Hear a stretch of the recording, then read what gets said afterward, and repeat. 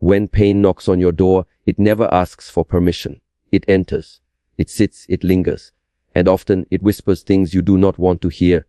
That you are weak, that you cannot go on, that this suffering will never end. But listen carefully. Because in that very moment, when the pain feels unbearable, when the mind fills with dark clouds, you stand on sacred ground. It is there that true strength is forged. Pain is not your enemy.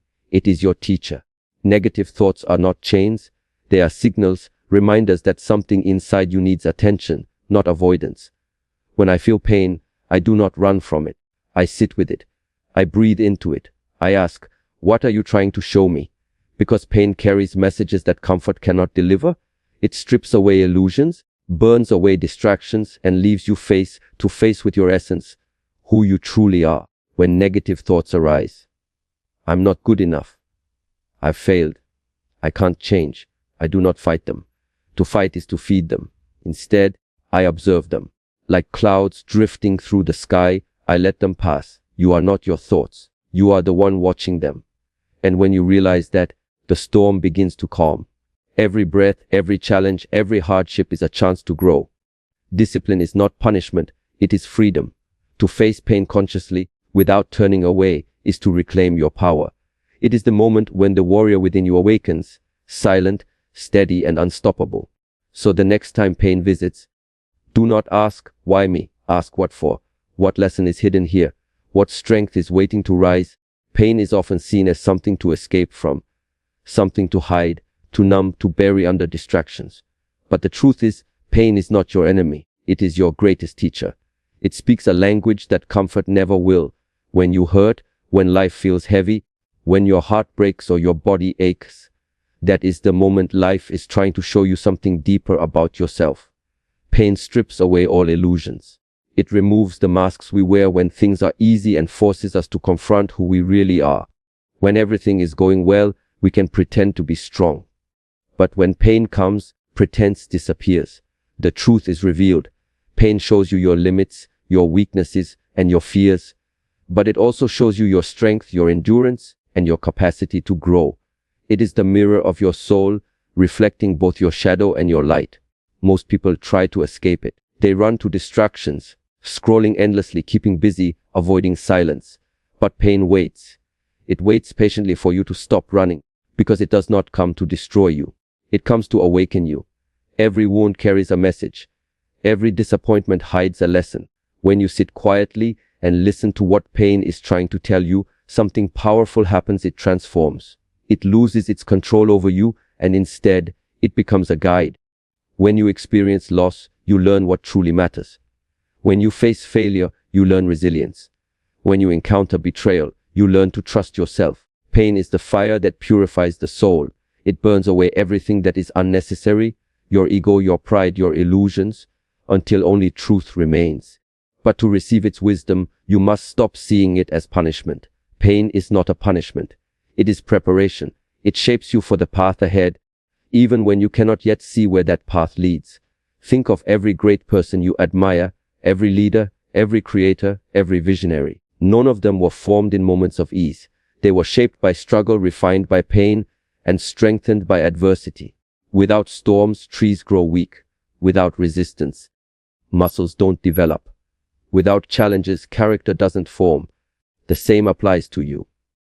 The moments you thought would break you were actually building you. Every time you faced hardship and chose to stand again, you became a little stronger, a little wiser, a little more alive. When you begin to understand this, your relationship with pain changes completely. You no longer ask, why is this happening to me? You begin to ask, what is this trying to teach me? That question alone shifts everything. Because suddenly, you're no longer a victim of your circumstances. You're a student of your life. Pain becomes your greatest mentor, guiding you toward your higher self. It will not leave you until it has taught you what you need to know. And when it finally passes, you will look back not with resentment, but with gratitude, knowing it was pain that made you who you are. The mind is a powerful place, yet it can also become a battlefield. Negative thoughts are like uninvited guests. They come suddenly, without warning, and they speak with voices that sound convincing. They tell you that you are not enough, that you will fail, that you should give up. When those thoughts appear, most people react by fighting them, resisting them, or trying to silence them. But the more you fight them, the stronger they grow. What you resist persists. The way to deal with negative thoughts is not through battle, but through awareness. When a storm passes through the sky itself does not resist the storm. It simply allows it to move, knowing it will eventually pass. The same is true for your mind. Your thoughts are clouds drifting across the vast space of your awareness. Some clouds are light and beautiful, others dark and heavy. But none of them define the sky. The sky remains untouched. You are that sky. Your awareness is infinite, calm, and still beneath every storm. The moment you begin to observe your thoughts rather than identify with them, a powerful shift occurs. Instead of saying, I am sad, you say, I am experiencing sadness. Instead of saying, I am a failure, you say, a thought about failure is passing through my mind. That small difference changes everything because it reminds you that you are not your mind. You are the consciousness that observes it. Your thoughts may appear and disappear, but you remain. When you start to practice observation, you become a silent witness to your own mind. You notice how thoughts arise, how emotions follow, how stories begin to form. And with that awareness, you create space. In that space lies freedom. You realize you don't have to react to every thought. You don't have to believe everything your mind says. Just because a thought appears does not mean it is true. The mind has been trained for years by fear, doubt, and external influences. It repeats patterns that have been fed to it through experience, environment, and memory. To break free from negative thinking, you must retrain the mind, not by force, but by gentle awareness. Whenever a negative thought arises, take a deep breath and acknowledge it. See it clearly, without judgment. Say to yourself, I see you. Then let it pass. Thoughts lose their power the moment you stop feeding them with attention. Silence is your greatest tool. When you create moments of stillness, when you pause instead of reacting, you weaken the grip of negativity. Meditation, breathing, and mindful awareness are not just spiritual practices. They are survival skills for the modern mind. Through observation, you build inner strength. You begin to see that beneath all noise and doubt, there is a deeper calm that cannot be shaken. That calm is your true self, steady, unmovable, and aware. And when you begin to live from that awareness, the storms of the mind no longer control. When life strikes with unexpected hardship, most people's first question is, why me? It's a natural reaction. A cry from the heart when things fall apart, when disappointment hits, when pain becomes too much to bear. But this question traps you in a place of helplessness. It points your energy toward blame and resistance instead of understanding and growth.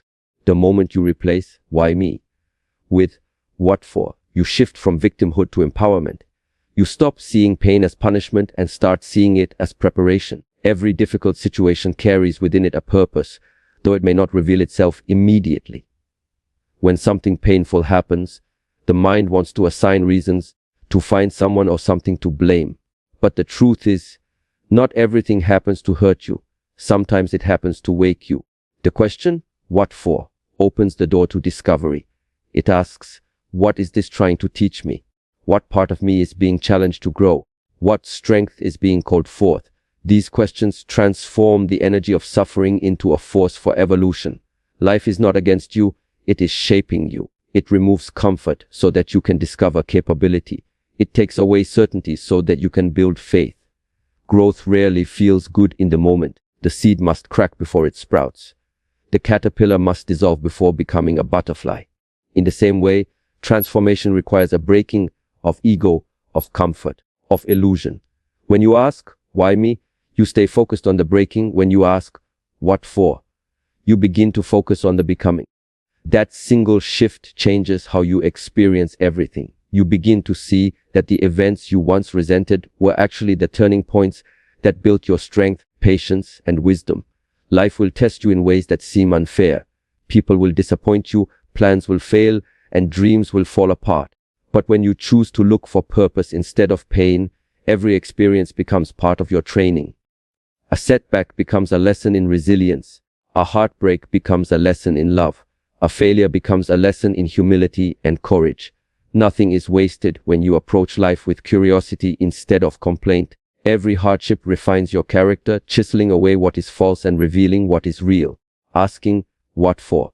also invites gratitude, even in the middle of difficulty. It does not mean you enjoy the pain.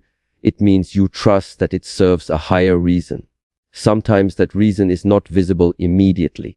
It may take months or even years before you realize that what felt like destruction was actually direction, a redirection toward a better path, a stronger mindset, or a truer version of yourself. The power lies in your perception. The question you ask shapes the reality you see. When you begin to ask, "What for?" you start walking a path of growth, aware. Discipline is often misunderstood. Many people see it as something harsh, restrictive, or even punishing, a set of rules that limit freedom. But true discipline is not about control over life. It is about mastery over yourself. It is the quiet strength that keeps you moving when motivation fades, the invisible force that shapes your character and builds your inner foundation. Real freedom does not come from doing whatever you want. It comes from doing what is necessary even when you don't feel like it. Discipline is the bridge between who you are and who you are meant to become. Every great transformation begins with consistency, not comfort. When you decide to rise early, train your body, calm your mind, or pursue your goals despite fatigue or distraction, you are not just building habits, you are building identity. Each small act of discipline reinforces the message that you are in charge of your life. It teaches your mind that your emotions do not dictate your actions, that your environment does not control your effort. Through repetition and persistence, you begin to experience a deeper kind of freedom, the freedom to choose your response in every situation. Without discipline, the mind becomes a restless servant, constantly seeking pleasure and avoiding discomfort. It wanders from one desire to another, never finding peace. But when you train your mind through discipline, you take back control of your inner world. You begin to separate what is essential from what is noise. Discipline sharpens your awareness and teaches you to act with purpose rather than impulse. It brings order to chaos and direction to uncertainty. There will always be days when your motivation disappears, when your body feels tired and your spirit feels heavy. Discipline is what carries you through those days. It reminds you of your reason, your commitment, your vision. Motivation is temporary. It rises and falls like a wave. Discipline is the tide, constant, steady, unshaken. It is the daily decision to show up, to keep going, to stay aligned with what truly matters even when no one is watching. Through discipline, you begin to experience a deeper connection with yourself. You realize that every act of restraint, every moment of focus, every repetition of practice is a step toward mastery. Whether it's mastering your craft, your emotions, or your thoughts, the process requires endurance. Discipline is not about forcing perfection. It's about showing up fully in every moment and giving your best effort. Over time, what once felt difficult becomes natural, and what once felt impossible becomes achievable. When you live with discipline, you gain control over the one thing that determines everything: your attention. Where your attention goes, your energy flows. When your attention is directed with clarity and intention, life begins to align with your actions. Discipline turns dreams into structure, and structure turns possibility into reality. It is the unseen strength behind every act of greatness, the foundation upon which pain has the power to destroy or to build, depending on how you choose to face it. Every person encounters moments when the weight of life feels unbearable, when dreams collapse, when trust is broken, when everything that once felt certain suddenly disappears. In those moments, pain can either break you down or break you open. It can either become a prison that traps your spirit or a fire that forges your strength. The difference lies in perception. When you decide to use your pain instead of being used by it, transformation begins. Pain is pure energy. It carries intensity, emotion, and raw power. Most people try to suppress that energy because it's uncomfortable. They avoid it through distraction, denial, or escape. But suppression only deepens suffering. What you avoid today will confront you again tomorrow, often with even greater force. When you choose instead to face your pain directly, to sit with it, breathe through it, understand it, you reclaim control over that energy. You begin to redirect it, to channel it into creation, growth, and purpose. Pain becomes fuel. Every challenge you endure builds a reservoir of strength within you. When you learn to work with your pain instead of resisting it, you start to access that strength. You realize that pain is not the opposite of power, it is the birthplace of it. A heart that has never been broken cannot fully understand compassion. A person who has never fallen cannot appreciate the courage it takes to rise. Every scar tells a story of endurance. Every hardship deepens the foundation of who you are becoming. Turning pain into power means asking yourself, how can I use this? It means taking the energy of suffering and transforming it into action. If you've been rejected, let it drive you to self-worth. If you've been defeated, let it sharpen your resilience. If you've been hurt, let it teach you empathy. Each time you turn pain into purpose, you convert something destructive into something constructive. What once weakened you begins to strengthen you. What once closed your heart begins to open it. Transformation through pain requires patience. Growth rarely happens overnight. It unfolds slowly, like a sunrise, invisible at first, then suddenly illuminating everything around you. The pain that feels unbearable today may become the foundation of your strength tomorrow. The moments that brought you to your knees often become the very moments that awaken your spirit. The key is to stay present through it, to breathe through every wave of emotion without running from it. When you do, you discover that pain loses its power to control you. Pain will always visit your life, but it does not have to define it. When you embrace it with awareness and courage, it changes form. It becomes your teacher, your motivator, your inner fire. The same energy that once caused suffering becomes the force that pushes you to grow, to rise, to evolve beyond who you were before. There comes a point in every person's life when they grow tired of pretending, tired of chasing perfection, tired of hiding their scars, tired of trying to fit into a world that rewards masks more than authenticity. The journey through pain, discipline, and transformation eventually leads to a place where you no longer seek to be perfect, you simply seek to be real. To rise as your true self means to embrace every part of your being, the light and the dark, the strong and the broken, the certain and the uncertain. It means standing in full awareness of your imperfections and still choosing to show up, to live, to love, and to try again. When you stop striving to appear flawless, you free yourself from the chains of judgment. Perfection is an illusion that drains the spirit. It keeps you trapped in comparison, always measuring yourself against others, always feeling like you are falling short. But authenticity is liberation. It allows you to breathe deeply, to exist as you are, without apology. Rising as your true self is not about achieving an ideal version of who you should be. It is about remembering who you already are beneath all the noise, expectations, and fear. Pain has a way of revealing truth. It strips away pretense and shows you what truly matters. Through hardship, you learn that strength is not found in pretending to have it all together, but in admitting when you don't. You learn that vulnerability is not weakness, but a doorway to deeper connection and understanding. When you rise after falling, not as someone untouched by pain, but as someone transformed by it, you embody a kind of authenticity that no failure can take away. Your wounds become symbols of wisdom, proof that you have lived, struggled, and survived. To live as your real self requires courage. The courage to be misunderstood, to stand alone, to walk your path even when others doubt it. The world often tells you who to be, how to look, what to value, what success should mean. But the moment you stop seeking external approval, you begin to hear your own voice again. That voice is quiet but steady. It guides you toward truth, purpose, and peace. Rising as your true self means aligning your actions with your inner values, even when it costs you comfort or acceptance. There is a calm power in authenticity. It does not shout or demand attention. It simply exists, grounded and unshakable.